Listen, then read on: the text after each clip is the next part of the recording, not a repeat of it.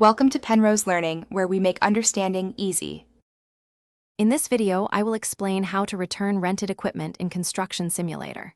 First, you need to make sure the specific rented machine you want to return is the one you are currently controlling or have selected. Open your game's world map, which displays all key locations and active vehicles, to get started. This quick check confirms you are ready for the next step, ensuring the correct piece of equipment is identified for its journey back to the dealership. It's a small but vital detail. Now, open your world map and look for the rental dealership icon, usually a distinct symbol indicating an equipment lot. These are the designated locations for all equipment rentals and returns.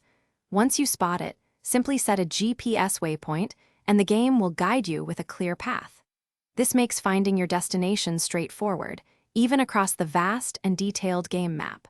Always double-check you're heading to the right spot.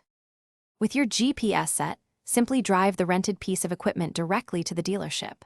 Maneuver it carefully along the marked route, following the on-screen indicators, which usually direct you to the exact return spot. Once you arrive, position the machine within the highlighted return zone. This area typically glows with a bright color or has a clear boundary.